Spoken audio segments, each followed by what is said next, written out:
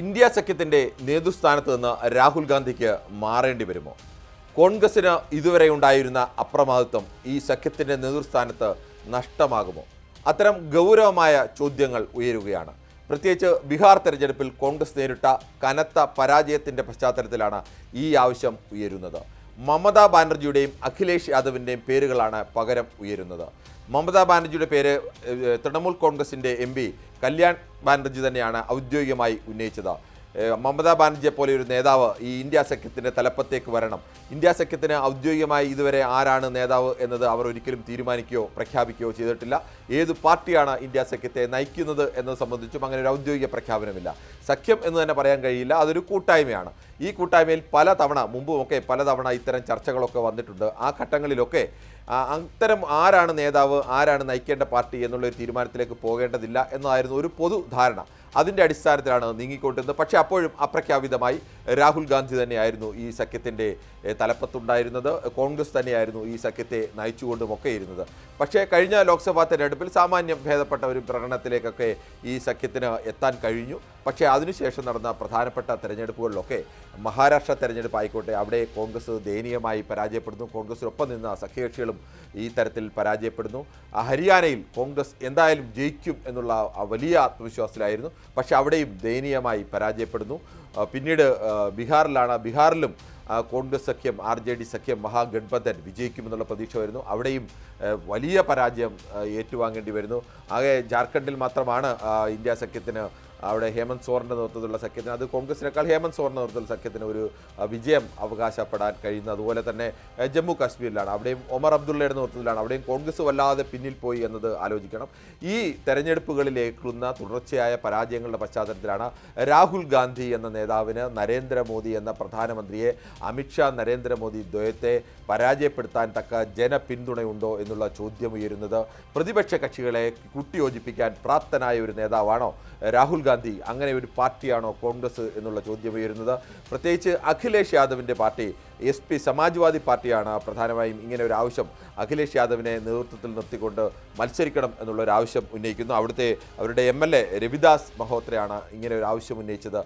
അതിന് മറ്റൊരു രാഷ്ട്രീയ മാനം കൂടിയുണ്ട്. 2027 ഉത്തർപ്രദേശ് നിയമസഭാ തെരഞ്ഞെടുപ്പ് വരാൻ പോവുകയാണ്. ഉത്തർപ്രദേശ് നിയമസഭാ തെരഞ്ഞെടുപ്പിൽ കഴിഞ്ഞ ലോക്സഭയിൽ കോൺഗ്രസുമായിട്ടൊക്കെ ചേർന്ന് മത്സരിക്കാനൊക്കെ തയ്യാറായതുകൂടിയാണ് SP എന്ന് ആലോചിക്കണം. മുമ്പ് കോൺഗ്രസുമായി ചേർന്ന് മത്സരിച്ചപ്പോഴൊക്കെ ഏറ്റവും കനത്ത പരാജയത്തെ തുടർന്ന് അങ്ങനെ ഒരു സഖ്യം വേണ്ട എന്ന് തീരുമാനിക്കുകയും ഒടുവിൽ കഴിഞ്ഞ കുറച്ചു കാലമായി രാഹുൽ ഗാന്ധിയും അഖിലേഷ് യാദവും യോജിച്ചൊക്കെ പോകുന്നൊരവസ്ഥയൊക്കെ ഉണ്ടാകുന്നു. ലോക്സഭയിൽ MP മാരുടെ എണ്ണത്തിൽ 37 MP മാരാണ് ഉള്ളതെന്ന് ആലോചിക്കണം SP-ക്ക്. മൂന്നാമത്തെ പാർട്ടിയാണ് BJP കഴിഞ്ഞാൽ കോൺഗ്രസ് കഴിഞ്ഞാൽ SP. പ്രതിപക്ഷ നിരയിൽ രണ്ടാമത്തെ പാർട്ടിയാണ്. കോൺഗ്രസ് കഴിഞ്ഞാൽ രണ്ടാം സ്ഥാനത്ത് നിൽക്കുന്നത് SP ആണെന്ന് ആലോചിക്കണം. അങ്ങനെ ഈ 80 സീറ്റുകളുള്ള ഉത്തർപ്രദേശ് പോലെ ഒരു വലിയ സംസ്ഥാനത്തിൻ്റെ പ്രധാനപ്പെട്ട ഒരു പാർട്ടിയാണ്. അവരടുത്ത തവണ അവിടെ അധികാരം തിരിച്ചു പിടിക്കാം എന്നൊക്കെ പ്രതീക്ഷിക്കുന്നുണ്ട്. 37 MP-മാരെ കിട്ടിയെന്ന് പറഞ്ഞാൽ 80 ഉള്ളിടത്ത് 37 MP-മാർ, അത് വലിയ സംഖ്യയാണ്.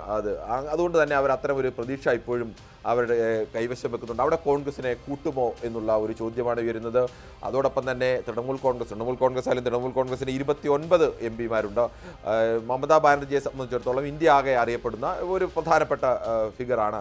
ആ തരത്തിൽ മോദിയല്ല ആരുമായിട്ടും വേണമെങ്കിൽ ഏറ്റുമുട്ടാൻ ശേഷിയുള്ള എന്നൊക്കെ കരുതുന്ന ഇന്ത്യയിലെ വനിതാ നേതാക്കളിൽ തന്നെ ഇന്ന് ഏറ്റവും കൂടുതൽ ക്ലൗട്ടൊക്കെ ഉള്ള നേതാവ് മമതാ ബാനർജി തന്നെയാണ്. പ്രത്യേകിച്ച് മോദിക്കെതിരേക്കുള്ള ഡയറക്റ്റ് ഫൈറ്റിന് തയ്യാറാവുന്ന, അല്ലെങ്കിൽ അത്തരം ഏത് വെല്ലുവിളികൾക്ക് മുന്നിലും മുട്ടുപടക്കാതെ നിന്ന് അത്തരം ആളുകളെയൊക്കെ ആവേശമൊക്കെ പകരാൻ കഴിയുന്ന ഒരു നേതാവാണ്. അങ്ങനെ മമതാ ബാനർജിയെ കൊണ്ടുവരാൻ ആഗ്രഹിക്കുന്നു. പക്ഷേ മമതയുടെ പ്രധാനപ്പെട്ട വിഷയം മറ്റ് നേതാക്കളുമായി മമതയ്ക്ക് യോജിച്ചു പോകാൻ പലപ്പോഴും അങ്ങനെ ഒരു സമവായത്തിന് വഴി സ്വീകരിക്കുന്ന ഒരാളല്ല, ഒറ്റയാൾ വഴിയിലൂടെ പോകുന്ന നേതാവാണ്.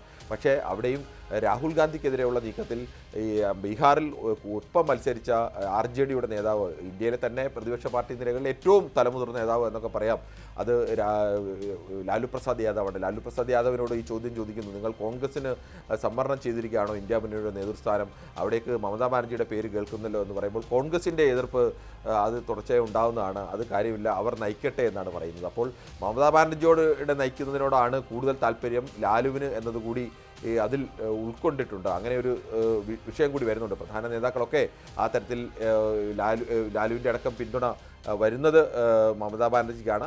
ഒപ്പം തന്നെ അഖിലേഷ് യാദവ്, എണ്ണക്കണക്കിൽ നോക്കിയാൽ അഖിലേഷ് യാദവിനാണ് ആ തരത്തിൽ മുന്നേറാൻ കഴിയുക. എന്തായാലും രാഹുൽ ഗാന്ധിയുടെ നേതൃസ്ഥാനത്തിന് അത് ഔദ്യോഗികമായി ആരും പ്രഖ്യാപിച്ചിട്ടില്ലെങ്കിലും അനൗദ്യോഗികമായി അല്ലെങ്കിൽ അനൗപചാരികമായി ഇന്ത്യ മുന്നണിയെ നയിക്കുന്ന ഇന്ത്യയുടെ പ്രതിപക്ഷ നേതാവായിട്ടുള്ള രാഹുൽ ഗാന്ധിയുടെ നേതൃസ്ഥാനത്തിന് മേൽ വലിയ ചോദ്യങ്ങൾ ഉയർത്തുകയാണ് ഈ ഇന്ത്യ മുന്നണിയിൽ ഒപ്പം നിൽക്കുന്ന പാർട്ടികൾ. കോൺഗ്രസിൻ്റെ ഇപ്പോഴത്തെ ദുർബലാവസ്ഥയിൽ നിന്നുകൊണ്ട് അവർക്ക് ഇതിനോട് പ്രതികരിക്കാൻ കഴിയില്ല. മുൻകാലങ്ങളിലൊക്കെ സ്വീകരിച്ചതുപോലെ മൗനം കൊണ്ട് തൽക്കാലം ഈ വിഷയം ചർച്ച ചെയ്യാതിരിക്കുക, അല്ലെങ്കിൽ ആ കാര്യത്തിലേക്ക് ഇടപെടാതിരിക്കുക, അങ്ങനെ ഒരു ചർച്ചയെ ഒഴിവാക്കുക, അങ്ങനെ രക്ഷപ്പെടാനുള്ള ശ്രമമാവും നടത്തുക. പക്ഷേ അപ്പോഴും രാഹുൽ ഗാന്ധിയുടെ നേതൃമികവിന് മേൽ സ്വന്തം വിശ്വസിച്ച് കൂടെ നിൽക്കുന്ന പാർട്ടികളൊക്കെ ഉന്നയിക്കുന്ന ചോദ്യങ്ങൾ ഗൗരവമായി തന്നെ നിൽക്കും. അല്ലെങ്കിൽ വരാൻ പോകുന്ന തെരഞ്ഞെടുപ്പുകളിൽ കോൺഗ്രസ് അങ്ങനെയല്ല, ഞങ്ങൾക്കതിന് ശേഷിയുണ്ട് എന്ന് തെളിയിക്കേണ്ടി കൂടി വരും. അത് രാഹുൽ ഗാന്ധിയുടെയും കോൺഗ്രസിനും കൂടി അനിവാര്യമായ ഒന്നുകൂടിയാണ്.